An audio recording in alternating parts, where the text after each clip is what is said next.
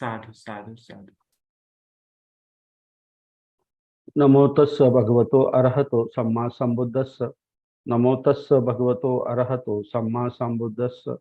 नमो तस्स भगवतो अरहतो सम्मा संबुद्धस्स. डॉक्टर बाबासाहेब आंबेडकर यांना मी वंदन करतो. त्याचबरोबर या ठिकाणी उपस्थित आदरणीय भंते श्री शिवली यांनाही मी वंदन करतो आणि आजच्या ह्या क्लासला आपण सुरुवात करूया. ओके. तो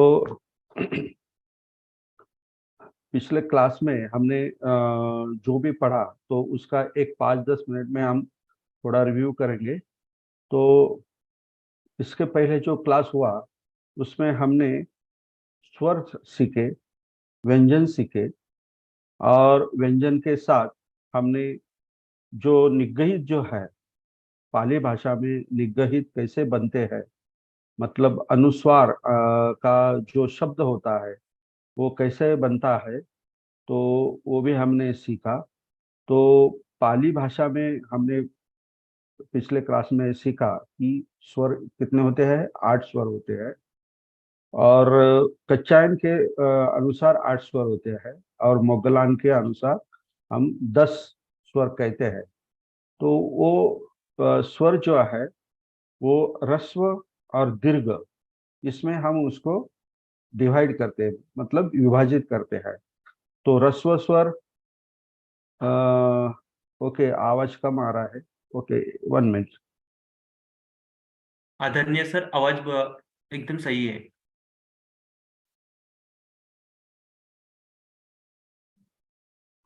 हाँ आता येतोय जरा व्यवस्थित.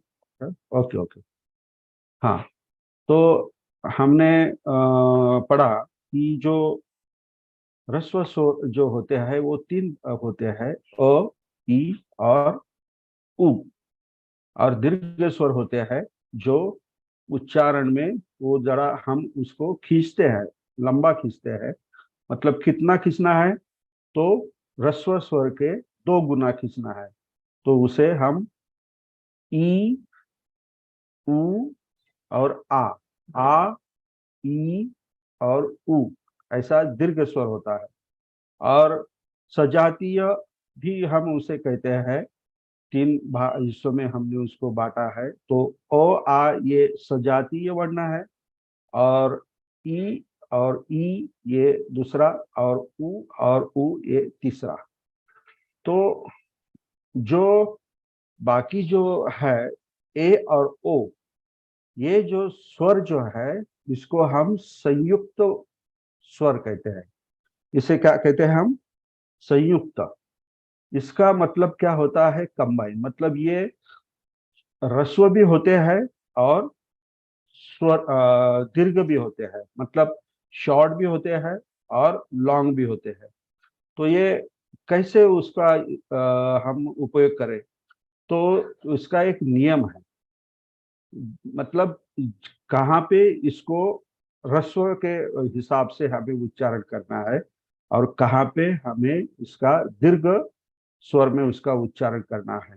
तो उसका जो नियम जो है, तो वो नियम जो है कि अगर अगर शॉर्ट, अगर हमको वो ह्रस्व में उच्चारण करना है, कब? तो उसके आगे अगर संयुक्त व्यंजन आ जाए, संयुक्त व्यंजन मतलब डबल आ जाए, तो हमें उसका जो स्वर जो है यानी ध्वनि जो है वो शॉर्ट में करना है. और अगर सिंगल कॉन्सोनेंट आ जाए, सिंगल कॉन्सोनेंट मतलब क ख ग ग ग ऐसा ही सिंगल आ जाए, तो उसको हमें लॉन्ग मतलब दीर्घ उच्चारण करना है. मैं ये बात किसकी कर रहा हूँ? ए और ओ की बात कर रहा हूँ. ये दोनों क्या है? संयुक्त स्वर है. मतलब इसका ये ह्रस्व भी होते हैं और दीर्घ भी होते हैं. तो कहाँ पे दीर्घ होते हैं और कहाँ पे ह्रस्व होते हैं? तो जब इसके आगे इसके आगे अगर संयुक्त व्यंजन आ जाए, मतलब डबल आ जाए, मतलब क को क जुड़ा हुआ हो, ख को ख जुड़ा हो या क को ख जुड़ा हो, मतलब संयुक्त अगर डबल व्यंजन आ जाए तो इसको हम शॉर्ट में उच्चारण करते हैं, मतलब ह्रस्व में उच्चारण करते हैं। अगर सिंगल कॉन्सोनेंट आ जाए तो हम उसका दीर्घ मतलब लॉन्ग उच्चारण करते हैं। तो इसके एग्जाम्पल है, मैं ए का एग्जाम्पल देता हूं। तो एक जो है स्वर, वो कैसे ह्रस्व भी इस्तेमाल करते हैं, उसका उपयोग ह्रस्व भी होता है और दीर्घ भी होता है। जैसे कि हम अगर ले मेत्ता शब्द ले, मेत्ता मेत्ता शब्द ले, तो इस मेत्ता शब्द में हम क्या देखते हैं कि म और ए और उसके आगे डबल कंसोनेंट है, मतलब व्यंजन है। तो को तो जोड़ा गया है और आ जोड़ा गया है, मतलब मेत्ता। तो ये ए के आगे डबल कंसोनेंट होने के कारण हमने उसका उच्चारण कैसा किया, एकदम शॉर्ट में किया, मेत्ता शॉर्ट में किया। ये डबल त जो है, ये कंसोनेंट है, ये आने की वजह से हमने यहाँ में जो ए स्वर जो है उसका हमने शॉर्ट में उच्चारण किया, मेत्ता। और दूसरा उदाहरण अगर ले तो खेत, खेत खेत में भी तो को तो जोड़ा गया है, और खे में जो ख प्लस ए जो है खे, तो उसका ए का उच्चारण हम जो है वो शॉर्ट में करते हैं, मतलब ह्रस्व में करते हैं, हेत्त मेत्त। तो यहाँ पे क्या है, डबल कॉन्सोनेंट आया है ए के आगे, इसलिए हम उसको शॉर्ट में करते हैं। लेकिन और दूसरा उदाहरण जो है, अभी इसको हम लॉन्ग में कैसे उच्चारण करेंगे, लॉन्ग मतलब दीर्घ में। तो उसका एग्जाम्पल है देव, देव। तो यहाँ ए के आगे वह कंसोनेंट जो है वो सिंगल है, इसलिए हमने ए को जरा खींचा है, देव वो ऐसा खींचा है, मतलब जरा दीर्घ हमने उसका उच्चारण किया है, देव। और दूसरा उदाहरण जो है सेना, सेना। यहाँ पे ना ये सिंगल व्यंजन आया है, इसलिए उसका ए का उच्चारण हमने क्या किया है, दीर्घ किया है। तो इसी तरह ए के बारे में हमने ह्रस्व और दीर्घ उच्चारण कैसे करना है, कब करना है, हमने सीखा। तो डबल अगर कंसोनेंट आ जाए ए के आगे तो उसको शॉर्ट में उच्चारण करना है, और अगर ए के आगे सिंगल कॉन्सोनेंट मतलब व्यंजन आ जाए तो उसको लॉन्ग खींचना है, लॉन्ग उसका उच्चारण करना है। ये ए के बारे में हो गया। और वैसे ही ओ जो है, ओ स्वर जो है, यही नियम उसको भी लगता है। तो उसके भी आगे अगर ओ के आगे डबल कॉन्सोनेंट आ जाए तो वो हमें शॉर्ट में उसका उच्चारण करना है, ओ। तो उसका उदाहरण दिया जाए तो सोथी, हम क्या कहते हैं, सोथी। तो यहाँ पे भी डबल त आ जाता है, डबल टी आ जाता है। तो इसके लिए हम सोथी मतलब ओ का हम शॉर्ट में उच्चारण करते हैं।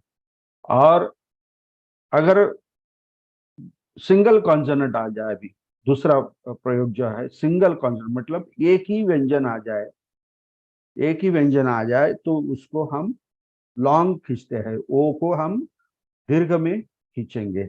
ओके। तो उसका उदाहरण है लोक, लोक। इसमें लो प्लस ओ प्लस क ऐसा है।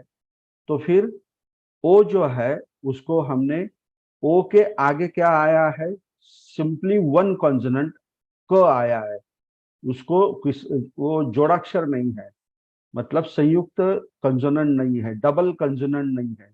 तो इसलिए हमने ओ को खींचा है, मतलब दीर्घ किया है, लोक ऐसा हम कहते हैं। हम लोक नहीं कहते, हम क्या कहते हैं, लोक कहते हैं। तो ये ओ का उदाहरण है। या दूसरा उदाहरण आके देखा जाए तो ओदन, ओदन। ओदन। ओदन का मतलब होता है राइस, राइस होता है।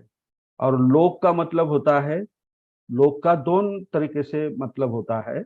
उसका मीनिंग, लोक का मतलब होता है ये अपना पीपल का हम कहते हैं, जनता, प्रजा, उसे भी लोग कहते हैं। लेकिन साधना के क्षेत्र में इस लोक को क्या कहते हैं, जहाँ पे हमारा मन विचरण करता है शरीर में, वो क्या है, लोक है। और ये दूसरा मीनिंग है। और तीसरा मीनिंग अगर हमने देखा लोक का, तो लोक का मीनिंग होता है ये एग्जिस्टेंस के बारे में, मतलब एग्जिस्टेंस मुझे मतलब planes, living planes, existence of living, मतलब क्या कहते हैं उसको, एग्जिस्टेंस मतलब अस्तित्व जो होता है हमारे ये पूरे विश्व में। भगवान बुद्ध ने पूरे विश्व में 31 एग्जिस्टेंस बताया है, मतलब 31 प्लेन्स ऑफ लोक बताए हैं। तो इसमें से ये लोक का मीनिंग और अर्थ ये भी होता है। तो लोक और ओदन, इसमें हम ओ का क्या करते हैं, उच्चार कैसे करते हैं, जरा दीर्घ में करते हैं, लॉन्ग में करते हैं। तो इसी तरह हमने अभी पूरे स्वर जो है, मतलब अ से लेकर ओ तक, हमने पूरा इसका विवरण देखा है।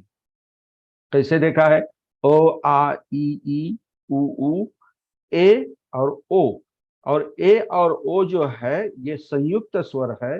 तो ये संयुक्त स्वर क्यों है, तो इस ये दोनों रस्व में भी और दीर्घ में भी उसका उपयोग करते हैं, इसलिए वो संयुक्त स्वर है। और उसका हमने एग्जाम्पल भी देखा है, जैसे कि मेत्ता है, खेत्ता है, या ओदन है, या दूसरा जो है देव है, सेना है। ये मैंने आपको उदाहरण दिए हैं। तो अभी ये स्वर के बारे में, स्वर के बारे में और कुछ थोड़ा जानकारी हमें हमें लेना है, क्योंकि हमें अभी सीखना ही है एग्जैक्टली। पाली अगर सीखना ही है तो पूरा उसका निचोड़ के ही हम सीखेंगे, तो आगे आपको कोई शंका ही नहीं रहे, क्योंकि डाउट ही नहीं रहे। तो हमने अभी पढ़ा है अ आ ई उ ऊ। तो ये स्वर के बारे में मैंने आपको जो भी जानकारी चाहिए पाली ग्रामर के हिसाब से, ये तो मैंने आपको बता दी। लेकिन व्यंजन के बारे में भी मैंने आपको पढ़ाया कि क्या कंठस्थ होता है, या कंठज होता है, क्या तालुज होता है, क्या मूर्धन्यज होता है, या क्या आगे क्या होता है, मुद्दज के आगे क्या होता है, दंतज और ओटज। तो ये 5 वर्गों में हमने सब व्यंजन को बांट दिया। और जो बाकी का जो व्यंजन हमने उसको संकीर्ण कहा, हमने उसे क्या कहा, संकीर्ण का मतलब स्कैटर। तो ये स्कैटर कहाँ कहाँ पे हो गए, इसका मतलब क्या होता है, उसको भी कुछ तो भी मीनिंग होगा ना। स्कैटर मतलब, हाँ हाँ ठीक है, हम वो इधर उधर वैसे मतलब एक विशेष वर्ग में नहीं रखे, तो ऐसे ही रख दिए, इसलिए उसको संकीर्ण कहते हैं। लेकिन वो जो य र ल व, ये जो है य र ल व और ळ जो है, इसे हम सेमी ओहल कहते हैं। इसे हम क्या कहते हैं, सेमी ओहल, मतलब उसको हम अंतस्थ कहते हैं। हम हिंदी में या मराठी में हम क्या कहते हैं उसको, अंतस्थ। या अंग्रेजी में हम उसको क्या कहते हैं, सेमी ओवल। क्योंकि ये जो अक्षर है, ये उच्चार करने के बाद, उसका इस उच्चार करने के बाद वो कंठ से भी आता है, और थोड़ा मुंह में का जो हमारे जो पार्ट है उसका भी इस्तेमाल थोड़ा हो जाता है, इसलिए वो पूरा ओवल नहीं, लेकिन सेमी ओवल मतलब आधा आधा होता है। तो हम अगर उच्चार करें य र ल व, तो कंठ से भी आवाज आता है, और हमारी जीभ जो है इधर उधर भी उसको टच करती है, इसलिए हम उसको क्या कहते हैं, सेमी ओहल कहते हैं। अगर आप ट्राई करके देखिए उच्चार करके, तो आपको खुद रियलाइज हो जाएगा, समझ में आ जाएगा। और जो ह जो है, य र ल व ड़ जो है, ये तो अंतस्थ हो गए, मतलब सेमी ओवल हो गए। तो आगे का जो शब्द अक्षर है वो है ह। तो ये ह को हम महाप्राण कहते हैं या प्राण ध्वनि कहते हैं। कुछ दोनों में से कुछ भी हम उसे कहते हैं, कह सकते हैं। तो इसे हम महाप्राण क्यों कहते हैं या प्राण ध्वनि क्यों कहते हैं? क्योंकि ये ह जो है, उच्चार करते समय हम हमारे हृदय से आवाज निकलते हैं। कंठ से तो आता है, लेकिन हृदय से मतलब प्राण जो है अपना, जो है, तो उसका इस्तेमाल करके, उपयोग करके हम उसका उच्चारण करते हैं।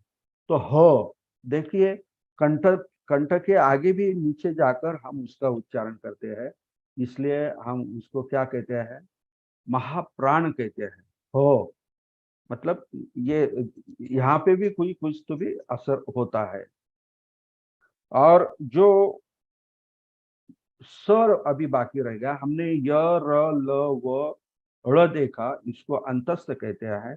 ह को भी देखा, हमने उसको महाप्राण या प्राण ध्वनि कहा है। लेकिन अभी बाकी जो है स बाकी है, तो इसको हम इंग्लिश में सिबिलेंट कहते हैं। और अपने हिंदी में या मराठी में उसको उष्मा स्वर कहते हैं। क्या कहते हैं? उष्मा स्वर। इसका मतलब क्या होता है उष्मा स्वर?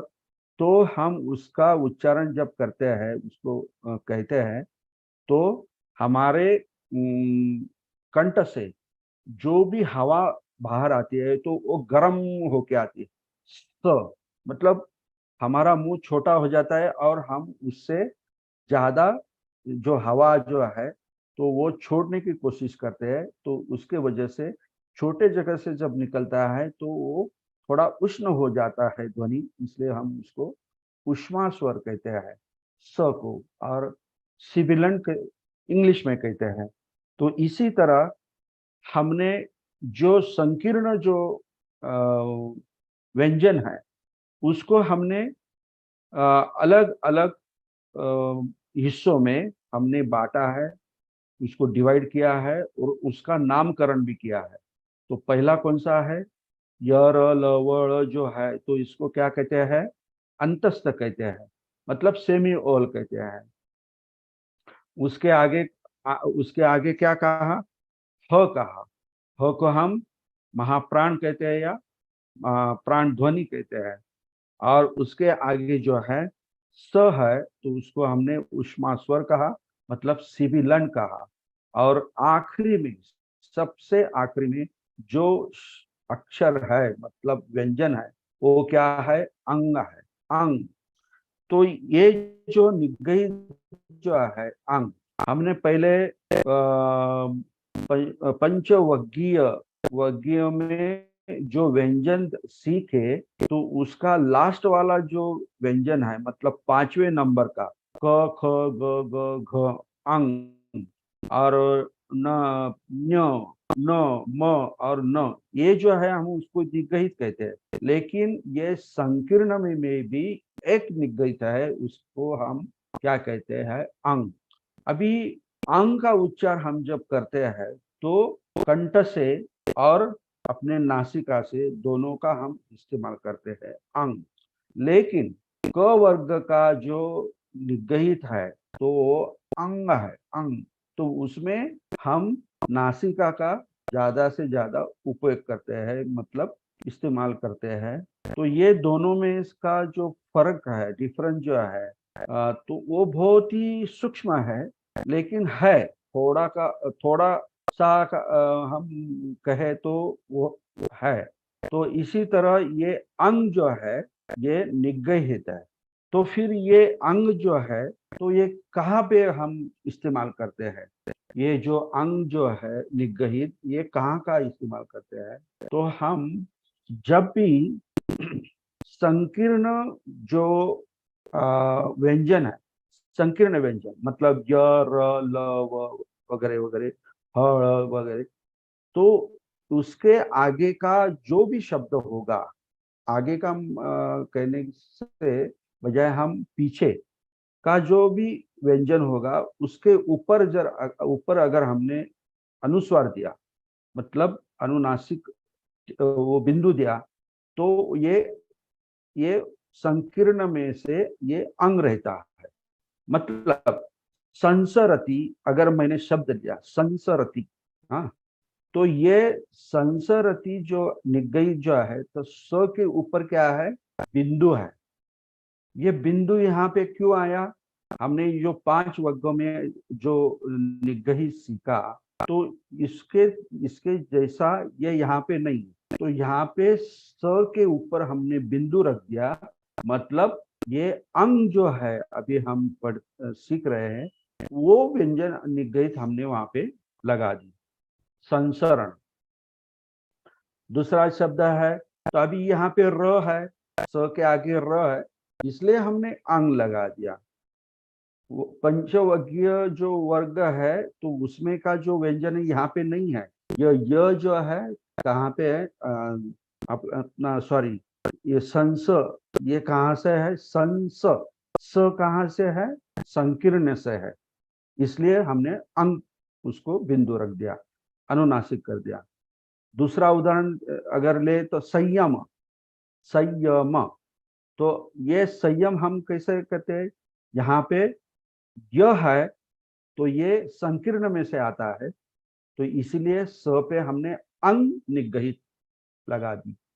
तो इसी तरह ये पूरा निगहित का जो कुछ पोर्शन है, ये बहुत ही महत्वपूर्ण है पाली सीखने के लिए और समझने के लिए, और विशेषता ये लिखने के लिए बहुत ही महत्वपूर्ण है। हम पाली पाली के ढंग से ही लिखना चाहिए हमें।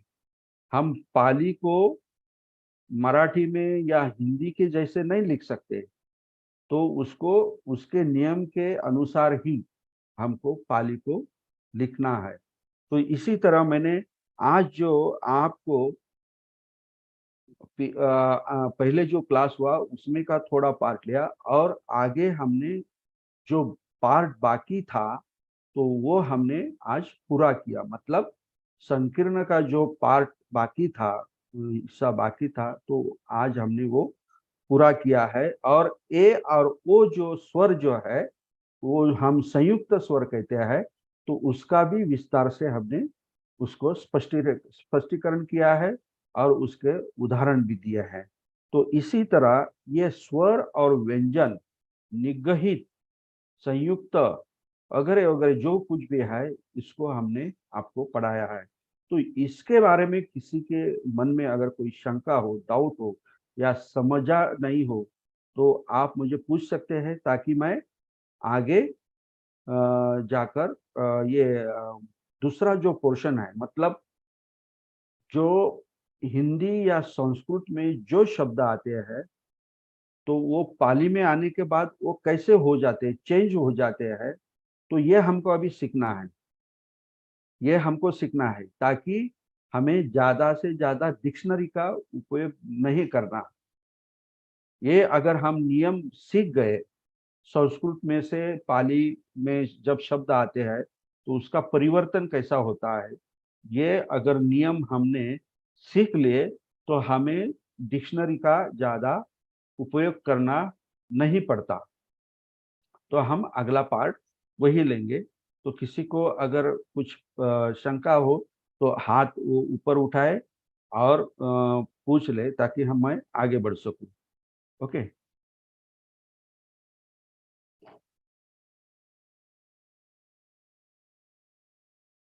कृपया अपने हैंड रेज कीजिए।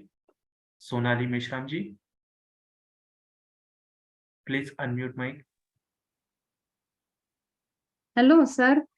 हाँ सर, आपण आता जे अ विषय जे सांगितलं ना, हाँ हाँ। शेवटचं अक्षर, थोडं त्याविषयी पुन्हा सांगता का सर प्लीज? अच्छा अच्छा। आ, हाँ, सारिका तवारे मॅडम, तुम्ही पण तुमचा काय प्रश्न असेल, दोघांचा एकच प्रश्न असेल तर मग ऐकून घेऊ आपण काय. Sarika madam, unmute. हा सर. हा. सर मला सळायतन मधला जो आहे त्याविषयी समजत नाही, ते आपण त्याला काय सांगितलं? सळायतन मधला जो आहे ना, हा एक संकीर्ण मधला व्यंजनच आहे ना. आलं लक्षात? संकीर्ण मधला तो व्यंजनाच आहे. य र ल व ह ळ ते सेमी ओहल आहे ना मॅडम. ळ आलं लक्षात? सळायतन मधला ळ जो आहे हा सेमी ओहल आहे, म्हणजेच त्या अंतस्थ व्यंजन आहे. आपला अंतस्थ सेमी ओहल त्याला आपण म्हणतो. तर त्याच्यामध्ये त्याचा उदाहरण म्हणजे सळायतन. हा ळ कुठे वापरला जातो मागे पण सॉरी मी मराठीतून बोलायला पिछले टाइम पे भी किसी ने हमें पूछा था कि ये ळ का कहाँ उपयोग होता है, तो शब्द मैंने बताया था सड़ायतन। तो सड़ायतन में जो जो है ये सेमी ओहल है। ओके, और उसका शब्द जो है सड़ायतन। और सारिका तवारे मैडम ने पूछा है, क्या पूछा था वो सारिका तवारे ने?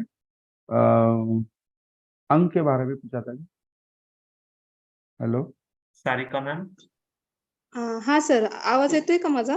जी हो येतो येतो हाँ हाँ हा सर, ते हा शब्द म्हणजे जसं असं उष्म स्वर आहे, महाप्राण किंवा महाध्वनी आहे, हाँ तसं अंतस्थ मध्येच येणार, तो स्पेशल काही त्याला आहे का? म्हणजे त्याला स्पेशल असं डेफिनेशन दिली आहे त्याची? ळची हा नाही, अंतस्थ स्वराचा डेफिनेशन तशी ळची काही तर मला अजून सापडले नाही, परंतु त्याला सेमी ओहल किंवा अंतस्थ असं म्हणतात ळला. म्हणजे यला पण, रला पण, लला पण आणि व आणि ळ हे एकाच ग्रुपमध्ये ते दिलेले आहेत, थोडक्यात सांगायचं म्हणजे. हा चालेल सर, धन्यवाद. हा हा ओके. सुनीता जी। जय भीम सर. हा बोला. मला अंग बद्दलच विचारायचं होतं सर. हा अंग जो आहे हा संकीर्ण व्यंजन मध्येच येतो का मग? ऑफकोर्स ऑफकोर्स ऑफकोर्स संकीर्ण मध्येच हा येतो. हा आणि सर, आपण मराठीमध्ये सडाळतन लिहायचं असलं तर बाळाचा य लिहितो ना? कोणचा य लिहितो? काय लिहितो आपण? सळायतनच लिहितो ना आपण. तर हा पालीमध्ये मग याला बाळनोट करतो आपण. पाली जर करायचं असलं आपल्याला सर, तर नाही सडाळतन. नाही नाही नाही, पालीमध्ये सळायतनच म्हणतो आपण. अच्छा, तर हा त्याला तो हा बाळाचा य ना, पण की बाळाचा य लावायचा? बायाचा या म्हणजे मला नाही कळत काय या, य. म्हणजे य लावायचा असं. हा हा हा, ते म्हणत आहे सर मी. य कुठे लावायचा? म्हणजे सडाळतन हा जो शब्द आपण घेतलेला आहे हा हा त्याला तो म्हणजे यज्ञयच लावायचा का, तिथे बाळाचा ळ नाही येत का, हे मला माहित आहे सर. बाळाचा ळ लावायचा ना त्याला, सळायतन. अच्छा, हा हा हा हा बाळामधला ळ जो आहे ना तो आपण जोडतो, हा, सळायतन. हा असं. अच्छा, ठीक आहे sir, thank you. Okay. Alka ji. जयवीन sir. हा बोला मॅडम. सर मग हे नळ, मळ, ओहोळ हे शब्द मग कशात येतात? न म न्य अंग हे सुद्धा निगयित आहेत.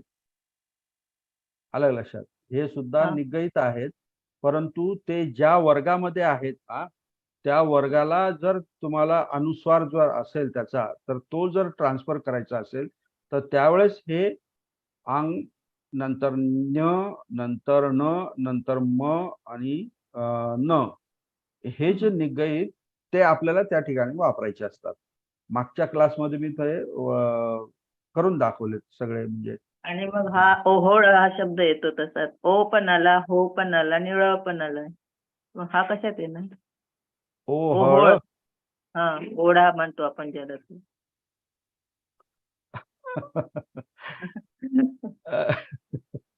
ओहळ हा शब्द कुठं पाली शब्द आहे मॅडम? नाही, मराठी आहे पण त्याच्यात हा, येतो ना. मग कशात येतो? पालीमध्ये नाही येत. नाही ना, ओहळ हा शब्द कुठे पालीमध्ये? ओहळ शब्द नाही आहे. आलं लक्षात? ओहळ हा पाली शब्द आहे. त्याच्यामुळे मग तो आपण त्याला आपल्या पालीचे नियम कसं काय लावू शकतो आपण? हा, पण मी मराठीत आहे तसाच पालीमध्ये लिहिता येईल का वेगळा? नाही नाही नाही नाही, ओहळला पालीमध्ये वेगळा शब्द असेल काहीतरी. आलं लक्षात? बघा. हा, तर तो तुम्ही डिक्शनरीमध्ये शोधा वाटलास तर, किंवा वेळ असेल तर ओहळला इंग्रजीमध्ये काय म्हणतात? हा? तो शब्द शोधा आणि डिक्शनरीमध्ये बघा. आता मलाही आठवत नाही. ओहळ म्हणजे छोटा झरा म्हणतो ना आपण त्याला, हा, नाही का? नाही, हा, जरा वेगळा. जरा म्हणजे वेगळं का? पावसाळ्यात वगैरे वाहतात वगैरे. हा हा हा, ओहळ हा मराठी शब्द आहे. तो पालीमध्ये त्याचं काही हे संबंध नाही. ओके. हा, Thank you. Okay. Next. Vandana Kumarji. Sir तुमचा आवाज नाही येत आहे. आवाज आवाज येत नाही? नाही, एकदम कमी क्लिअर आहे झालाय. मॅडम. हा? एकदम कमी झालाय. कमी? मी तर फुल आवाज करून ठेवलेला आहे इकडे. पूर्ण आवाज वाढवून ठेवलेला आहे माझ्याकडचा. आत्ताच कमी झालाय. पहिले छान होता. हो का? आता बहुतेक माझं माईक. वंदना मॅडम, तुम्ही रिजॉईन करा, कारण आवाज दुबईपर्यंत अगदी क्लिअर येतोय.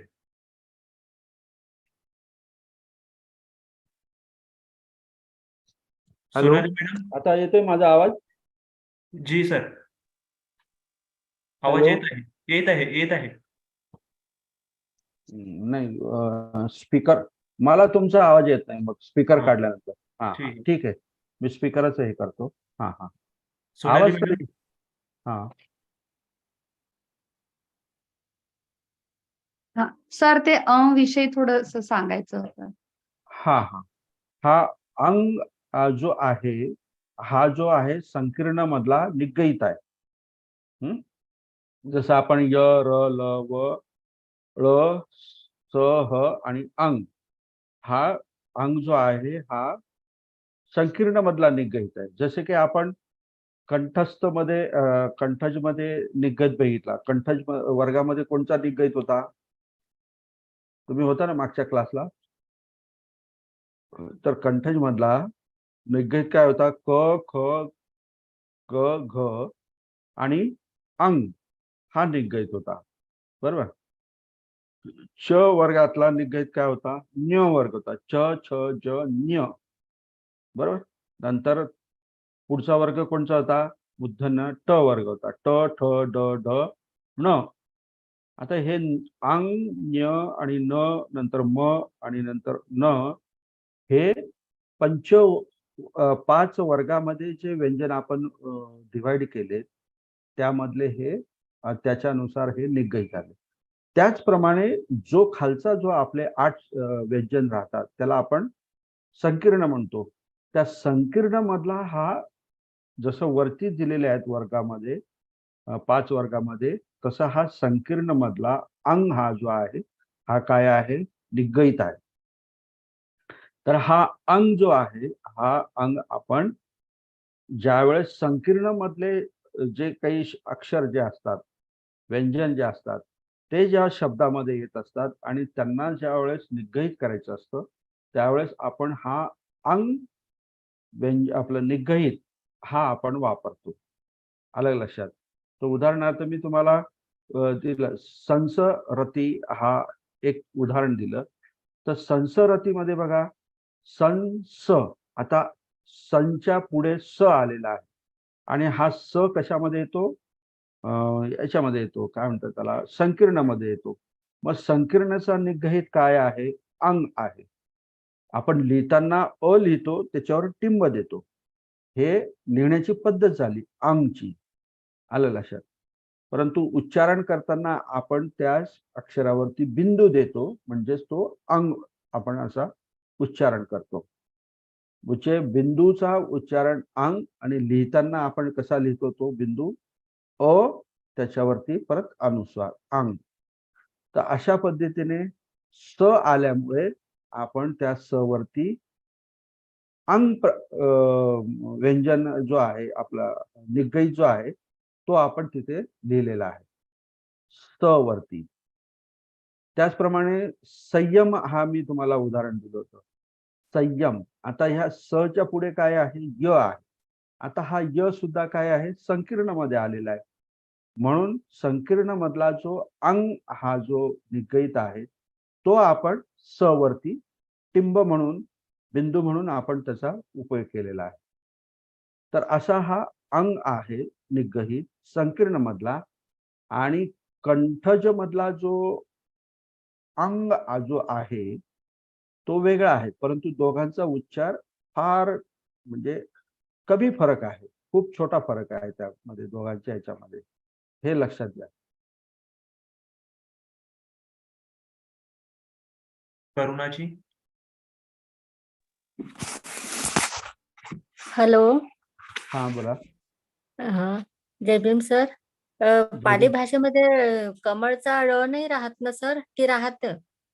आता मी तुम्हाला एवढं लिहून दिलं ना, य र ळ ल वगैरे सगळं सळायतन शब्द पण सांगितला. तुम्हाला कोणी सांगितलं की पालीमध्ये ळ नसतो म्हणून? नाही का? आणि ते लिहून मला तर दिसत नाही ते लिहिलेलं तुम्ही. काय लिहिलेलं? नाही तुम्ही म्हटलं ना हे लिहून दिलेलं आहे बा म्हणून याच्यावर मला काही मागच्या असं दिसत. मागच्या क्लासमध्ये लिहून दिलं होतं मी. ह्या क्लासमध्ये आता काहीच लिहून दिलेलं नाही. मी नुसतं बोलतो आहे. हो का? अच्छा. ठीक आहे. माधुरी जी, प्लीज अनम्यूट माइक. हा आता शेवटचा प्रश्न. हा बोला माधुरी मॅडम बोला. Hello, good afternoon sir. हा. थोडक्यातच बोलते. आता हा. बघा क वर्गातला ञ, अंग, य, न, क वर्गामध्ये म, म्हणजे बोला ड बोला. आणि त्याच्या पुढे टिंब आहे तो. हे सगळे निगहित आहेत. अनुनासिका हम्म. म्हणजे हम्म. 1 2 3 4 5 प वर्गापर्यंतचे 5 आणि संकीर्ण मधला हा अ वरती टिंब आहे तो पण हम्म. निगहित आहे. म्हणजे एकूण हम्म. 6 आहे. हो ना? अच्छा ठीक आहे. थँक्यू. हेच एकूण 6 आहेत हेच कन्फर्म करायचं होतं. बस ओके ठीक आहे. Okay okay thank you okay. Thank you. हा मग ते पूर्ण कन्सेप्ट जरा लक्षात घेतली ना मग काय अडचण नाही. बरोबर. आता तुम्ही जे शॉर्ट मध्ये जे बोललात ना ते अगदी परफेक्ट बोललात. ओके. हा ठीक आहे. आता आपण पुढचा पार्ट जो आहे तो आपण घेऊया. त्यामध्ये स्वर आणि व्यंजन हे परावर्तित कसे होतात संस्कृत मधून किंवा मराठी मधून पालीमध्ये, त्याचा आपण काही नियम जे आहेत ते नियम आपण बघणार आहोत. तर ते नियम तुम्हाला सांगण्यासाठी मी माझा स्क्रीन शेअर करतो. पुस्तकात मध्ये जे काही नियम दिलेले आहेत ते नियम मी तुम्हाला सांगणार आहे. ओके. तर तुम्ही ते नियम सुद्धा शक्य झालं हाँ इफ आप अगर लिख सकते हो जो मैं रूल बताऊंगा तो वो भी आप अपने डायरी में या नोटबुक में लिख सकते हैं. तो मैं अभी ये शॉर्ट करता हूँ.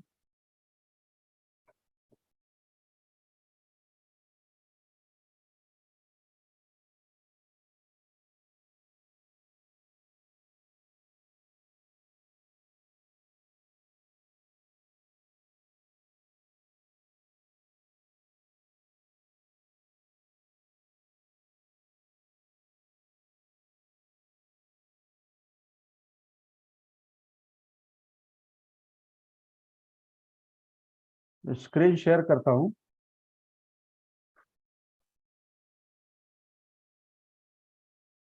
जी सर. हाँ. आपके मोबाइल पर या लैपटॉप पर कंप्यूटर पर कुछ दिख रहा है आपको? शेयर हो रहा है क्या? जी जी. हाँ.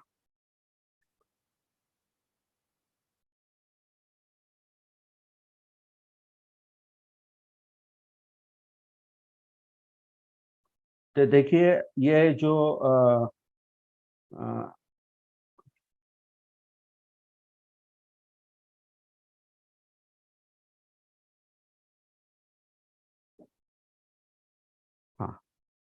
ये जो मैंने आपको बताया अभी पहले, तो ये कंठज, तालुज, मूर्धज, दंतज और पुट्टज, ये अभी ये इसमें ये हिंदी में दिया है, तो ये क वग्गो च वग्गो वगैरह दिया है। और इसमें अगर व्यंजन में और दो प्रकार किए गए हैं, तो एक कठोर और एक मृदु। मतलब उच्चार करने के वक्त हम उसका उच्चार कैसे करते हैं, तो क ख, तो उसको उच्चार करते वक्त हम जरा जोर देते हैं, मतलब कठोर हो जाते हैं, हमारा ध्वनि जो होता है कठोर हो जाता है। लेकिन ग और घ उच्चार करते वक्त हमारा ध्वनि क्या हो जाता है, मृदु हो जाता है। वैसे ही छ छ, तो जरा हमें जरा ज्यादा कष्ट लेना पड़ता है उच्चार करने में, तो इसलिए उसको कठोर बोलते हैं। और उसी वर्ग में ज और झ ये मृदु है, मतलब हम सौम्य, मतलब धीरे से उसका उच्चार करते हैं। वैसे ट ठ ये कठोर है, ड ढ ये मृदु है, त थ ये कठोर है, द ध ये मृदु है, प फ ये कठोर है, और ब भ ये मृदु है। और ये अनुनासिक तो हमने सीख लिए हैं। तो ये इसी तरह ये मैंने आपको सिखाया है। ये अंत अंत अंतहा यर ल व हळ, उष्मा स्वर स, प्राण ध्वनि ह और निगई अंग। तो अभी हम जो सीखने जा रहे हैं, तो स्वर परिवर्तन के नियम, क्या स्वर परिवर्तन के नियम हम सीखेंगे। तो पाली में क्या या अपने संस्कृत में जो भी शब्द आए हुए हैं, तो वो पाली में कैसे आया है या नहीं आया है, या उसमें क्या बदल हो जाता है। तो देखिए, पहला जो नियम जो है वो, हाँ, पहला जो नियम है, तो पाली में Pooja has raise hand, what is problem? Hello, please unmute पूजा।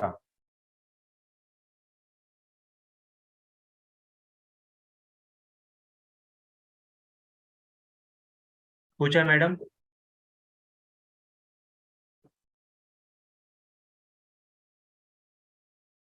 हाँ, जल्दी बोलिए मैडम। सर कंटिन्यू, कारण त्यात तिथं नाहीये। Okay okay okay. तो संस्कृत में जो रू होता है, नृ होता है, ए होता है, औ होता है या अहम होता है, ये जो स्वर है पाली भाषा में हमें नहीं मिलते। आप लिख लीजिए, रू, लू, ए, औ, आहा, ये जो स्वर है पाली भाषा में नहीं मिलते। तो इसके बदले में हमें पाली भाषा में क्या हम देखते हैं, तो रू के बदले में हम अ या ई या उ हम उसका इस्तेमाल करते हैं। क्या क्या करते हैं? अ का या ई का या उ का इस्तेमाल करते हैं। मतलब देखिए, अभी रू का यहाँ पे अ हो गया, मतलब हम अगर कृषि शब्द ले, तो कृषि शब्द का जो क्रू जो है, मतलब हाँ, रू जो है, ये उसका लोप हो जाता है, मतलब वो नहीं रहता, तो वो क्रू का सिर्फ क रह जाता है, तो वो एक क हो गया। और श पाली में नहीं है, शाहमृग का, तो श के बदले में, उसके बदले में हम स का उपयोग करते हैं। तो ये बदलाव करने के बाद कृषि शब्द का पाली में कसी शब्द हो जाता है। ओके।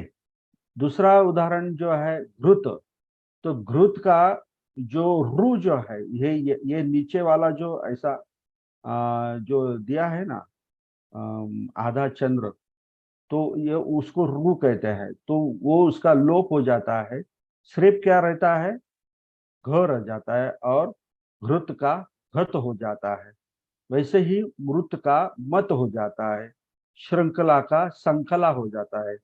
तो कसी, घत, मत, संखला, ये जो शब्द है ये पाली में है, और ये कृषि, घृत, मृत और श्रृंखला ये शब्द संस्कृत या मराठी में होते हैं। तो इसी तरह रू का ई भी हो जाता है कभी कभी। तो क्रू का यहाँ पे देखिए, क्रू भी का किमी हो गया, मतलब ये रू निकाल दिया, उसका लोप हो गया, और ये क को क्या जोड़ दिया, ई जोड़ दिया। ई जोड़ दिया, क प्लस ई, तो क्या होता है, की होता है। और आगे कौन सा है, मी, की मी। लेकिन ये जो मी का रस्व का यहाँ पे क्या हो गया, दीर्घ हो गया। ये बदलाव जो है, जो चेंजेस है, हमें जरा ध्यान में रखना चाहिए। तो कृमि का किमी हो गया, ऋण का ईण हो गया, मतलब रू यहाँ का जो है वो उसका लोप हो गया, तो मतलब वो निकाल दिया गया।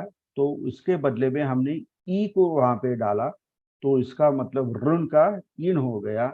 श्रृंग का सिंह हो गया, मतलब श्र जो है, श और श्र पाली में नहीं होते हैं, तो उसके बदले में हम स का इस्तेमाल करते, उपयोग करते हैं, तो वो सिंह हो गया। तृण का तीर्ण हो गया, हम ई लगा रहे हैं ना, तो इसलिए तीर्णंग हो गया।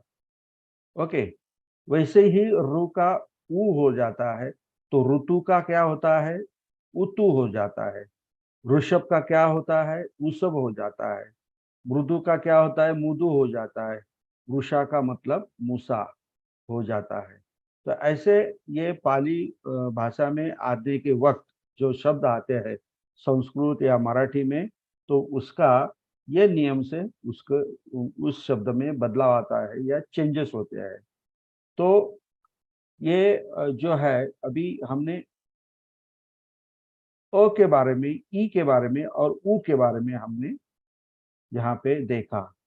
तो और ये लृ शब्द जो है वो पाली और सॉरी मराठी और संस्कृत में हम उसको देखते हैं, लेकिन पाली में ये लृ शब्द कहीं नहीं होता, मतलब उसका अस्तित्व ही नहीं है पाली भाषा में, तो इसका कोई सवाल ही नहीं आता चेंज का। दूसरा स्वर जो है ए का, इसे आई कहते हैं या ए कहते हैं, तो ए हो जाता है पाली में। अगर शब्द में आई जो आ जाए स्वर, तो उसका ए हो जाता है। जैसे कि संस्कृत में तैल कहते हैं, तो पाली में आते वक्त ये शब्द क्या हो जाता है, तेल हो जाता है। मतलब ये आई का यहाँ ए हो गया। ये यहाँ पे देखिए, अगर आप देखें तो ओके, ऐरावत का क्या होगा, ऐरावत का क्या होगा, ऐरावत। शैल का क्या होगा, सेल हो गया। वैशाख का वैसाख हो गया, वैसाख पूर्णिमा ऐसा हम कहते हैं ना, तो ऐसे तो आई का ए हो जाता है। वैसे ही आई का ई भी हो जाता है, मतलब ऐश्वर्य का हम कैसा पाली में कैसा हो जाता है, ये आई का ई हो गया, ये ई डाल दिया, यहाँ हमने चेंज कर लिया, तो ये ई हो गया ए का। और ये जो श है, तो उसका क्या हो गया, स हो गया। अभी ये डबल स कैसे हो गया, हम आगे उसको देखेंगे। एक मिनट,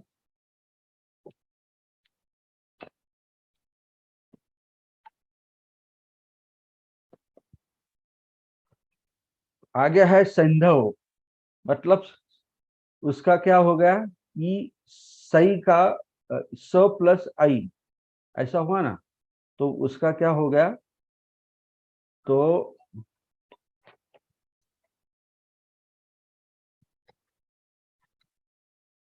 हॅलो मॅडम, माझा क्लास चालू आहे, तर मी तुम्हाला 6 वाजेनंतर फोन करतो। मी बिझी आहे, क्लासमध्ये लेक्चर चालू आहे माझं। ओके। तो उसका सिंध वी हो गया। वैभव का क्या हुआ, विभव हो गया। तो ऐसा औ का ओ हो जाता है, औषध का औषध हो जाता है। ये औ के बदले में ओ आ गया, औषध। गौतम हम मराठी में कहते हैं, तो पाली में क्या कहते हैं, गौतम। और पौर को क्या कहते हैं पाली में, पौर। जैसे कि हम महापौर कहते हैं ना मराठी में, सिटी का जो प्रमुख रहता है महापौर, तो पाली में उसको महापौर कहते हैं। औदारिक मतलब ओदरिक। ये जो ऐसे जो चेंजेस है, बदलाव जो है, ये नियम हमें याद रखना है। ये स्वर के नियम है। औ का अ भी हो जाता है, औ का उ भी हो जाता है। तो ये अगर अ हो गया सौम्य का, तो क्या होता है, सम्य सम्य हो जाता है। औ का आ गौरव गारव, पाली में क्या होता है, गारव। और औ का उ होता है मौक्तिकं मुत्तिकं। औधत्व उद्धत्व और औस्तुक्यं उत्सुकं। तो ये जो सब जो है, ये स्वर के परिवर्तन के नियम है। संस्कृत से पाली में आने के वक्त ये स्वर के नियम है। वैसे ही हम व्यंजन के परिवर्तन के भी नियम यहाँ पे दिए हुए हैं। तो पाली पाली में श और ये श और श नहीं होता है, उसका उपयोग नहीं करते हैं। तो उसके बदले में हम क्या करते हैं, स का उपयोग करते हैं, स का। ये एक नियम है। तो नीचे उदाहरण दिया है, श स का स हो जाता है। शेष को हम पाली में शेष कहते हैं, शेष। आकाश को हम पाली में आकाश कहते हैं। मतलब ये जो श जो है, ये उसका इस्तेमाल नहीं होता है।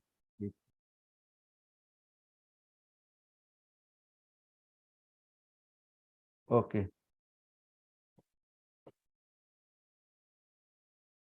एक मिनट।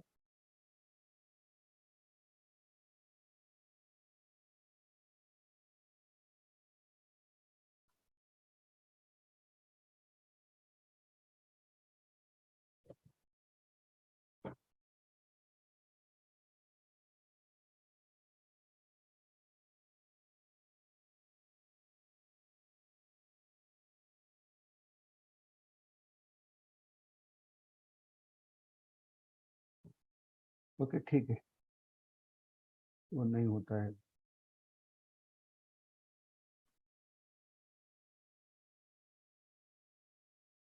हाँ, तो पाली भाषा में हलंत व्यंजन नहीं होता। हलंत मतलब इस अंत्य व्यंजन का लोप किया जाता है। तो जैसे ही पाली संस्कृत में भगवान इस तरह लिखा जाता है, भगवान, मतलब न जो है तो वो आधा न है, तो उसका जो पैर जो है उसको आधा कर देते हैं। तो संस्कृत में पूरा लिखते हैं भगवान, ऐसा लिखते हैं। लेकिन पाली में आने के बाद ये भगवान शब्द क्या बन जाता है, भगवा बन जाता है। क्यों बन जाता है, क्योंकि ये जो हलंत शब्द है, न हलंत मतलब उसका पैर को हमने आधा काट दिया है, तो इसको हलंत कहते हैं। तो ऐसा शब्द नहीं होता, भगवा ऐसा होता है। गुणवान, हम संस्कृत में अगर गुणवान भगवान कहते हैं, तो न का उच्चार बहुत ही शॉर्ट में करते हैं, भगवान, गुणवान। हम भगवान नहीं कहते, गुणवान नहीं कहते, तो गुणवान कहते हैं। और पाली में उसका गुणवा हो जाता है। यावत का याव हो जाता है। विद्युत का विज्जु हो जाता है। और पश्चात का पच्छा हो जाता है। ये तो का लोप हो जाता है। और ये छ जो है, इसका ये च को छ कैसा लगा है, हम आगे देखेंगे। उसका नियम जो है वो आगे देखेंगे। तीसरा नियम जो है, पाली भाषा में अंत्य म के जगह हम अनुस्वार को लगाते हैं। अनुस्वार मतलब चितम, ये संस्कृत में लिखा हुआ है, लेकिन पाली में कैसे लिखेंगे, चीतंग लिखेंगे, चीतंग। ओके, चीतंग। सत्यम, सच्चम। तीर्थम, तीर्थम। तो ये म जो आधा उच्चार होता है ना, तो ये संस्कृत में होता है। बहुत सारे लोग अभी भी मैंने देखा है, बहुत सारे लोग बुद्धम शरणम गच्छामि ऐसा कहते हैं। तो जो म जो का उच्चार है, तो वो करते हैं तो पाली में ये अलाउड नहीं है। पाली में हम बुद्धांग, मेरा मेरा जो लिप्स है वो मतलब एक दूसरे से नहीं जुड़ते।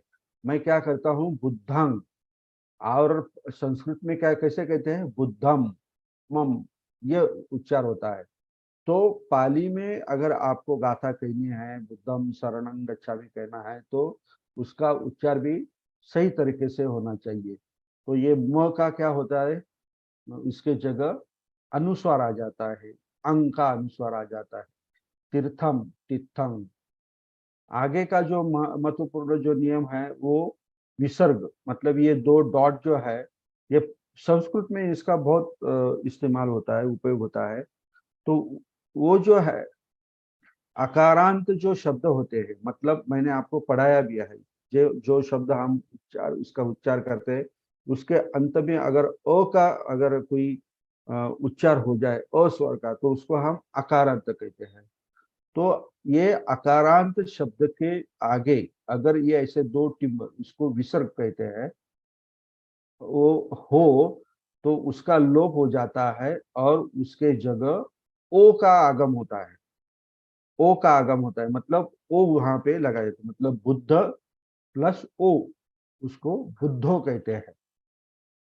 कहा, ये दो विसर्ग, ये दो टिम्ब निकाल दिए, मतलब विसर्ग निकाल दिया और उसके जगह ओ जोड़ दिया, तो उसका क्या होगा, को हो गया। एशहा, मतलब एसो, ये श जो है उसका विसर्ग निकाल दिया, उसको ओ लगा दिया, और श का जो है हमने पहला ही नियम देखा, श के जगह हम क्या देखते हैं, स लगाते हैं। ये तो यहाँ पे श के जगह स लगा दिया, ये विसर्ग निकाल के ओ लगा दिया, तो वो शब्द क्या हो गया, एसो हो गया। तो इसी तरह ये जो नियम जो है व्यंजन परिवर्तन के, ये भी बहुत महत्वपूर्ण है। तो अगर पांचवा जो नियम है, अगर वो विसर्ग जो है उसके आगे अगर स न्य श होंगे होंगे तो उसके स्थान पर हम स लगाते हैं, उसके स्थान पर हम स का आगम हो जाता है। जैसे ही देखिए ये विसर्ग है दू, दूहा, हाँ, तो ये विसर्ग निकाल दिया हमने, लेकिन ये विसर्ग के आगे स है या श, यहाँ श है, तो ये स के जगह पे क्या होता है, स लगा देते हैं। तो यहाँ ये विसर्ग निकाल दिया, तो यहाँ पे स लगा दिया, मतलब दो स हो गए, तो एक जोड़, एक को दूसरा जोड़ दिया, तो क्या हो गया, दुस्सह हो गया।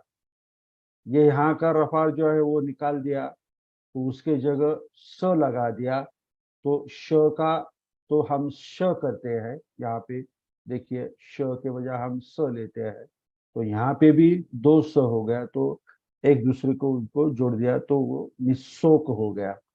तो इसी तरह ये भी नियम जो है वो भी अच्छी तरह से ध्यान में रखना है।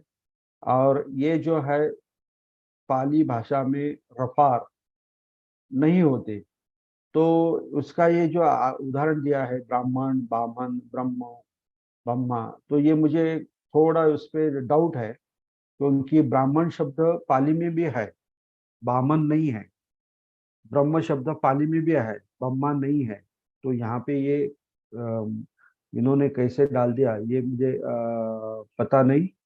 अभी ये हम उसका अध्ययन नहीं करेंगे, ये थोड़ा गलत लग रहा है मेरे हिसाब से, तो वो छोड़ दे देंगे। लेकिन अभी देखिए रफार, कर्ण, ये शब्द क्या है, कर्ण।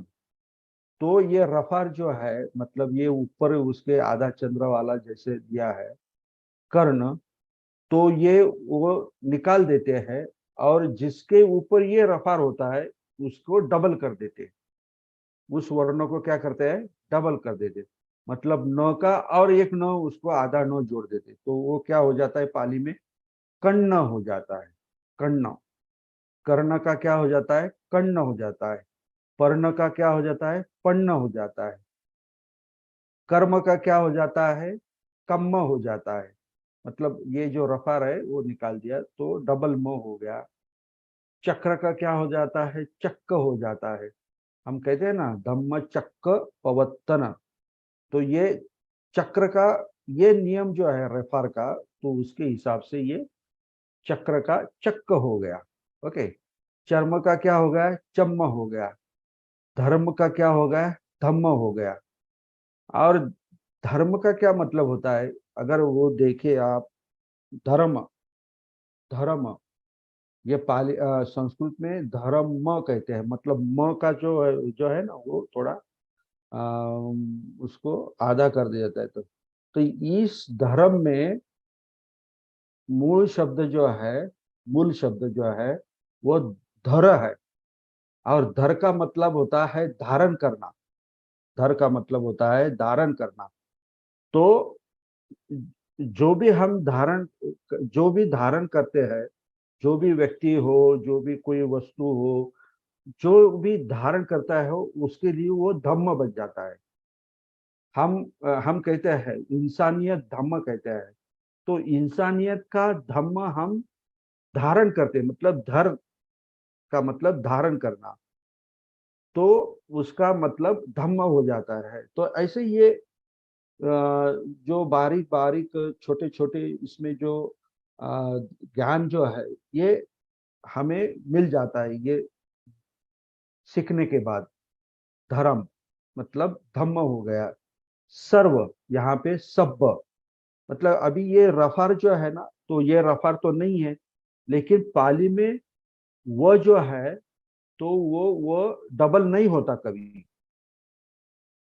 पाली में वो को वो नहीं लगाते, तो उसके बजाय वो के बजाय ब लगाते हैं और उसको डबल कर देते हैं, मतलब सब। जैसे कि पर्वत भी एक शब्द है, पर्वत, वो पे उफार होता है तो वो निकाल देते हैं और वो के जगह ब लगा देते हैं और उसका भी डबल कर देते हैं, तो उसका पाली में क्या हो जाता है, पब्बत। तो ये ऐसा यहाँ पे नियम है। और बाकी और सारे यहाँ पे नियम है, ये जो 8 नियम दिए हुए हैं। तो आगे का जो नियम है, संस्कृत या मराठी में जो शब्द के आरंभ में र युक्त अगर जोड़ाक्षर हो तो पाली में उस र का लोप हो जाता है। अगर शब्द के पहले संयुक्त मतलब जोड़ाक्षर में अगर र हो तो उस र का क्या हो जाता है, लोप हो जाता है। और उस और उसके आगे का जो वर्ण है उसका डबल नहीं होता, मतलब द्वित्व नहीं होता। जैसे कि हमने यहाँ पे देखा कर्ण का कर्ण दिखा, ये न को न लगा, इसको द्वित्व बोलते हैं या डबल बोलते हैं। वैसे इस नियम में नहीं होता। तो उदाहरण के तौर पर दिया है ग्राम, तो ये ग्रा जो है तो ये इसमें क्या आ गया, गा प्लस र का हो गया, तो ये र का जो है ये जोड़ाक्षर है ग्रा, तो इसमें का जो र जो है उसका लोप हो जाता है और वो जो मूल शब्द है गा वो वैसा का वैसा रह जाता है और आगे का मो भी वैसे के वैसे रहता है। इसका डबल नहीं होता, द्वित्व नहीं होता। तो ग्राम का पाली में क्या हो जाता है, गाम हो जाता है। प्रजा का प्रजा हो जाता है, मतलब प्र का जो है र उसका लोप हो जाता है और वैसे ही मूल अक्षर जो है प वैसे ही उसको लिखा जाता है। ग्रंथ का वैसा ही है, ग्रंथ। प्रिय का पीय, प्रकार का पकार, मतलब र का क्या हो जाता है, लोप हो जाता है। और इसके आगे रिय के बदले में रिय हो जाता है। और ये जो य जो है तो उसका दीर्घ स्वर ह्रस्व हो जाता है। तो यहाँ देखिए भार्या, संस्कृत में क्या हम कहते हैं, भार्या। तो यहाँ पे जो रफार जो है वो तो उसके बदले में क्या होगा, रिय होगा। ओके, तो यहाँ पे और उसके पीछे दीर्घ स्वर का ह्रस्व हो जाता है। मतलब अभी ये भा जो है ये क्या है, दीर्घ है, तो दीर्घ स्वर का क्या होता है, ह्रस्व होता है। तो ये भा का क्या हो गया, भ हो गया। और ये रफार का क्या हो गया, रिय हो गया, तो ये भरिया। तो ये अ जो है उसको जोड़ दिया है, रिय को अ भी जोड़ दिया है, मतलब भरिया। सूर्य का क्या हो गया, सूर्य। यहाँ पे देखिए सु जो है दीर्घ है, लेकिन पाली में आने के बाद वो सु का दीर्घ का ह्रस्व हो गया। ये देखिए यहाँ पे आर्य का अर्य हो गया, कदर्य का कदर्य हो गया। तो ये जो सारे नियम हैं, ये मैं आपको हिंदी में या मराठी में आपको मैं दूंगा, व्हाट्सएप पे भेजूंगा, या ये जो मैं किताब लिख रहा हूँ अभी हिंदी में जो किताब है, तो ये भी आपको मैं पीडीएफ कर दूंगा। तो आप इसमें अगर मैंने अभी जैसे बताया है ये तो आप पढ़ सकते हो, नहीं क्या? तो ये देखिए अभी श का ख हो जाता है, श का क्या हो जाता है, ख हो जाता है, मतलब क्षीरंग का खीरंग हो गया, क्षेम का खेम हो गया, ये क्ष के बजाय खेम, ये खेम हो गया। तो इसी तरह ये स्वर परिवर्तन और व्यंजन परिवर्तन, ये जो नियम है, ये अगर आप अच्छी तरह से इसका अध्ययन करें तो पाली पढ़ते वक्त, पाली भाषा पढ़ते वक्त आपको शब्द का अर्थ समझने में, मीनिंग समझने में कोई कठिनाई नहीं होगी। आप अच्छी तरह से वो समझ सकते हैं कि ये यहाँ पे चक्र लिखा है तो ये चक्र ही होगा, यहाँ पे कम्म लिखा है तो ये कर्म ही होगा। तो कम्म अगर हम देखें, डिक्शनरी में जाएंगे फिर उसको देखेंगे, तो ये जो हमारा जो काम आगे बढ़ता है तो वो नहीं बढ़ेगा। तो इसी तरह ये स्वर का और व्यंजन का परिवर्तन जो है हमने सीखा है। और सबसे महत्वपूर्ण ये जो जोड़ाक्षर जो है, जोड़ाक्षर मतलब दो अक्षर एक दूसरे को जोड़े हुए हैं, उसको हम जोड़ाक्षर कहते हैं। तो वो जोड़ाक्षर जो है वो अगर पाली में आते हैं तो उसके बदले में पाली में क्या लगाते हैं, कौन सा अक्षर लगाते हैं, उसमें क्या चेंजेस होते हैं, तो ये भी एक टेबल यहाँ पे दिया हुआ है, मतलब चार्ट दिया हुआ है। तो इसी नियम के अनुसार शब्द को बनाया जाता है। तो पहले हम लेते हैं त्यों को लेते हैं। ये थोड़ा बहुत ही डीप स्टडी है, लेकिन मैं आपको ये देना चाहता हूँ और समझाना चाहता हूँ। जिसको भी बहुत ही अच्छी तरह से पाली सीखना है, बड़ी लगन से सीखना है, और उन्होंने अगर अधिष्ठान किया है कि मैं पाली सीखूंगा ही, तो उनके लिए ये सब जो मैं कह रहा हूँ ये बहुत उसको लाभ होगा। अगर किसी को अगर समझ में नहीं आए या ये बहुत भारी लग रहा हो कि ये इतने सारे नियम कौन याद रखेगा और कौन इसको पढ़ेगा, तो उनके लिए पाली लिखना समझना थोड़ा कठिन हो जाएगा। लेकिन उस जिद जो है, अगर आप में जिद है पाली सीखने की, तो ये आपके लिए कठिन नहीं है, ये आसान है। आपको बार बार ये सब दोहराना है, पढ़ना है, समझना है और प्रैक्टिस करना है। सबसे ज्यादा प्रैक्टिस करना है।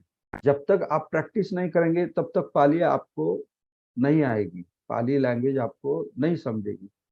तो जब अभी मैं जब कहता हूँ तो आपको समझ में आ जाएगा, और मैं बाजू हो गया और क्लास खत्म हो गया, और 2 दिन के बाद 1 दिन के बाद अगर आप देखेंगे कि मुझे लिखना है, समझना है, याद करना है, तो आपको कुछ याद नहीं आएगा। तो पाली सीखने की भी कोई एक तरीका है, एक सिस्टम है, एक मेथड है। तो जब भी क्लास हो जाता है तो उसमें क्या पढ़ा, तो वो तुरंत रात को याद करना है और उसको प्रैक्टिस करना है तुरंत। हर रोज आपको 1 घंटा उसके लिए देना है, तभी पाली आप पर प्रसन्न होगी, मतलब आपको आ जाएगी। तो ये कहने का मतलब क्या है कि आगे आगे हम जैसा जाएंगे तो बहुत डीप डीप जाएंगे, बहुत गंभीरता से मैं नियम सिखाऊंगा, पढ़ाऊंगा। तो इससे आप क्या बोलते हैं, उदासीन मत होना है, यानी नाराज नहीं होना कि मुझे आएगा या नहीं आएगा, ऐसा नहीं सोचना है आपको, ये मैं कहना चाहता हूँ। तो ये जोड़ाक्षर जो है त्य, तो शब्द के पहले अगर त्य आ जाए तो उसके बदले में हमें क्या लिखना है पाली में। तो ये इसका उदाहरण यहाँ दिया है त्याग करके। क्या दिया है? त्याग। ये त्याग जो है संस्कृत या मराठी शब्द है, तो ये त्य जो है शब्द के पहले ही आया है। त्य जो है शब्द के आरंभ में आया है, तो आरंभ में आने के कारण यो त्य के बदले में हमें क्या लिखना है? च लिखना है। तो अगर यहाँ पे च लिख दिया, अगर हमने यहाँ पे च लिख दिया और वो ट्रांसलेट कर दिया अच्छी तरह से, तो वो क्या होगा? त्याग होगा पाली में। मतलब त्याग का मतलब त्याग होता है पाली में। हाँ, मतलब त्याग होता है, त्याग। वैसे ही अगर हम द्य जो है, मतलब दो को यो लगाते हैं तो द्य होता है। हाँ, तो उसका उदाहरण यहाँ तो नहीं दिया है, तो हम ध्य का उदाहरण लेते हैं। ध्य, अगर ये ध्य जो है शब्द के पहले आ जाए, मतलब ये ध्यान, ये ध्य जो है, ये ध्य शब्द के पहले आया हुआ है, तो ये ध्य के बदले हम क्या लेंगे? झ लेंगे, क्रोनोलॉजिकल ऑर्डर में, मतलब रिस्पेक्टिवली बोलते हैं अंग्रेजी में। तो उसके बदले ये ध्य के बदले हम झ लेंगे। तो ये ध्य के बदले यहाँ झ लगाया, तो उसका पाली में शब्द क्या हो गया? झान हो गया, झान। तो इसी तरह ये त्यो, ये भ्य शब्द जो है, ये भी मुझे थोड़ा डाउटफुल लग रहा है ये भ्य शब्द यहाँ पे, क्योंकि इसका उदाहरण नहीं दिया है। और ऐसा शब्द आता है कि नहीं, मुझे भी अभी तक नहीं पता चला, मतलब मुझे दिखा नहीं कहीं। यह ध्य आता है, ध आता है। ओके, तो ये शब्द के पहले आरंभ में अगर आ जाए तो उसके बदले में हम च छ ज झ हम लगाते, मतलब ये च वर्ग का जो है, च छ ज ज, मतलब कौन सा वर्ग हो गया? वो तालुज वर्ग। तो तालुज वर्ग के शब्द हम य के जो भी जोड़ाक्षर होते हैं उसको लगा देते हैं, ये ध्यान में रखना।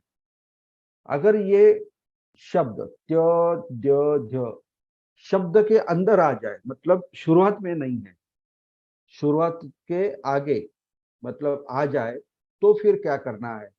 तो उसका उदाहरण दिया है यहाँ पे नृत्य। तो यह त्य जो है, ये शब्द के आरंभ में नहीं है, ये आगे है, मतलब शब्द में आया हुआ है। तो उस त्य के जगह हम क्या लिखेंगे? डबल च लिखेंगे, नृत्य। और अभी हमने देखा पहले, ये जो रू जो है वो पाली में नहीं होते हैं, तो वो निकाल देने के बाद क्या रहेगा? सिर्फ न रहेगा। और त्य का इस नियम के अनुसार क्या हो जाएगा? च हो जाएगा, डबल च। तो नृत्य का पाली में शब्द क्या हो जाता है? नच्च हो जाता है, नच्च मतलब नृत्य। अभी आपको अगर ये नियम मालूम हो, अगर नच्च शब्द आ जाए तो आप डिक्शनरी में जाएंगे, नच्च का मतलब क्या होता है, तो आप उतना टाइम आप गवाएंगे। तो अगर ये नियम आपको अगर मालूम है तो आपको आसानी से उसका मीनिंग समझ में आ जाएगा। दूसरा शब्द है मध्य, मतलब ये द को य लगाया हुआ है, तो ये द के जगह रिस्पेक्टिवली ये 3 नंबर का है, तो यहाँ का भी 3 नंबर का जो है उसको हमें लगाना है, तो वो डबल ज हो जाता है, ये देखिए 3 नंबर का डबल ज, तो ये मध्य के बदले में इसका क्या हो गया पाली में मज्ज। हम ये देखते हैं ना पंचशील, उसमें ये शब्द है सूराया सूर क्या बोलते हैं पंचशील में,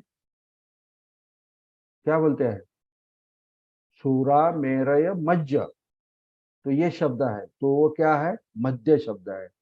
सूरा मेरय मज्ज पमाद ठाना वे रमणी, ऐसा हम कहते हैं, तो ये मज्ज शब्द आता है।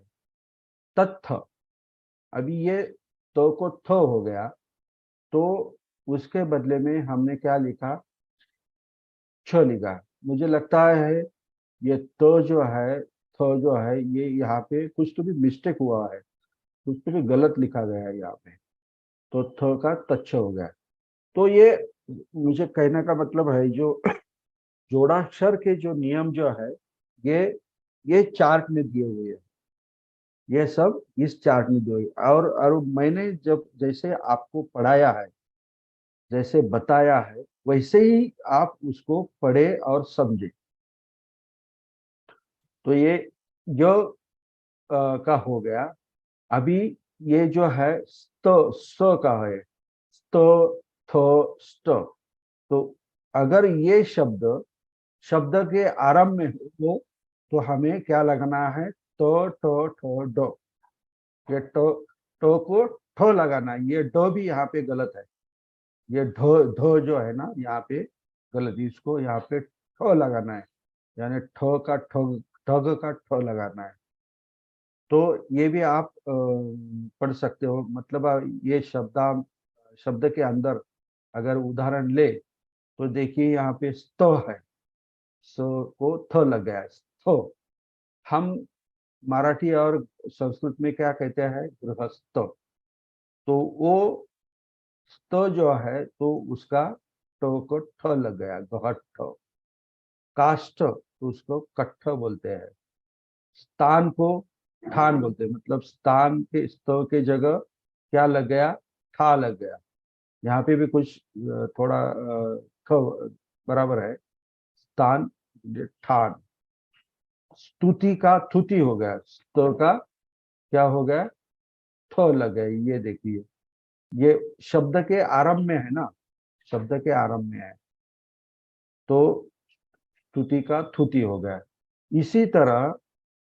इसी तरह आगे भी आप देखेंगे और पढ़ेंगे और समझेंगे तो आपको ये जो शब्द है जोड़ाक्षर संस्कृत या मराठी में पाली में आने के वक्त उसमें क्या बदलाव होता है शब्द के आरंभ में और शब्द के अंदर, मतलब बीच में क्या कैसा बदलाव होता है, ये चार्ट में सब कुछ दिया हुआ है।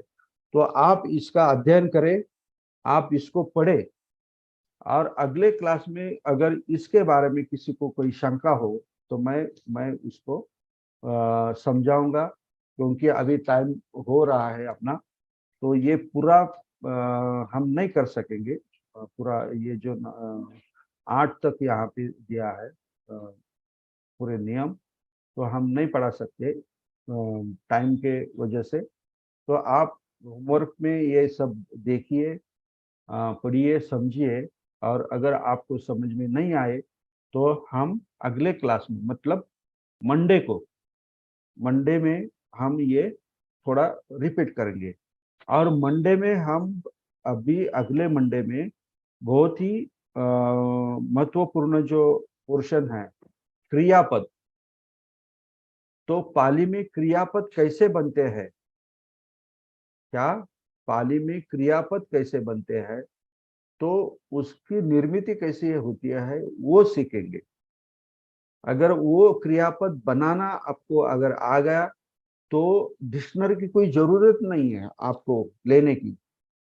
अगर पाली में जो मूल शब्द है, धातु बोलते हैं, अगर वो आप याद कर ले, सब उसका रिसाइटेशन कर ले, मुखदगत कर ले, तो उसके मूल शब्द से क्रियापद कैसे बनते हैं। मतलब अभी देखिए पच शब्द है, तो पचती ये शब्द हो गया, नहीं तो भुंज शब्द है, तो ये न्य क्यों जोड़ा गया? ये ऐसे अलग अलग जो क्रियापद जो है तो उसके 8 या 9 हिस्से है, भाग है। तो उसमें क्या क्या जोड़ना है, कैसे जोड़ना है, ये बहुत ही इंटरेस्टिंग है। पाली में अगर आप क्रियापद बनाना सीख गए तो समझो कि आप दौड़ने लगे पाली में। तो सोमवार को मैं ये पढ़ाऊंगा, तो सबको यहाँ पे क्लास को हाजिर रहना है और समझना है और अच्छी तरह से पढ़ाई भी करनी है। तो आज हम ये यहाँ पे ही खत्म करेंगे अपना क्लास, यहाँ पे ही समाप्त कर देंगे। तो अगर किसी को कोई डाउट हो, शंका हो तो पूछिए, लेकिन जो मैंने पढ़ाया है उसको दोहराने की फिर से कोशिश मत करिए। अगर उसमें डाउट हो तो आप पूछ सकते हो। ओके। साधु साधु साधु। सर स्क्रीन शेअरिंग बंद केली तर बरं होईल. Okay okay, yes. भगवान जी, आप प्लीज अनम्यूट कीजिए.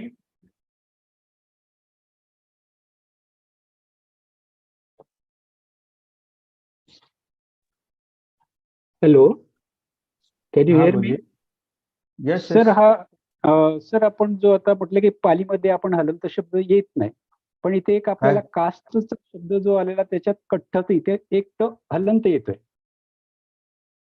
नाही नाही नाही, पालीमध्ये हलंत नाही करत आपण, साधंच मग तो लिहितो आपण. शब्द तसा तला लिहिलेला आहे ट. सर त्याच्यात खाली. तर खाली कुठे? त्याला हलंत दिलेला आहे. कुठे? आपला जोडाक्षराच्या पाली शब्दातील दुसरा जो भाग आहे अनुक्रमांक सेकंड मध्ये स्थ आणि कष्ट अस्त मधला, स्थ मधला. नाही, आता मी जे दाखवलं त्यामध्ये ना. हा, त्यामध्ये नाही, ते शेवट ठीक आहे. गृहस्थच्या हा. ठिकाणी गृहट्ट बरोबर आलेला आहे. कास्तच्या ठिकाणी कठ्ठच्या ठिकाणी मला वाटतं खाली काहीतरी हलंत आलेलं दिसलं. पालीमध्ये? हा, पालीमध्ये? हो. हा, नाही ते चुकीचं आहे ते. चुकीचं, मी याच्यामध्ये करेक्ट करून घेतो. हा, तो बरं करेक्ट का, होतो सर, करेक्ट. ह्या पुस्तकांमध्ये, बऱ्याचशा पुस्तकांमध्ये थोडं प्रिंटिंग मिस्टेक आलेले आहेत. आता बघा, ते भिह जो आहे ना, तो पण मला थोडासा डाऊटफुल वाटतो. त्याचं उदाहरण दिलेलंच नाही मध्ये. त्याचं उदाहरण सर थँक्यू सर. सर माझा एक छोटासा प्रश्न सर. हे जे आपले 5 वग्ग दिलेले आहेत, क च ट त प, याचे निग्रहित पण दिलेले आहेत. पण हा च वग्गामध्ये जेव्हा जातो आम्ही तेव्हा च वग्गाचा निग्रहित ज्ञ असतो, ज्ञ वाला. तर काय होतं, आपण जेव्हा पहिल्याचं तुम्ही उदाहरण दिलं होतं सर, तर हा प शब्द येतो 5व्या वग्गामध्ये, प वग्गामध्ये.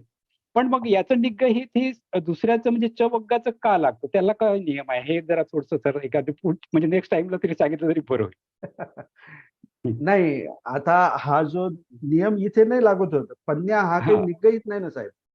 हा, पण हा शब्द काय अलग लक्षात. पन्या हा निग्रहित नाहीये.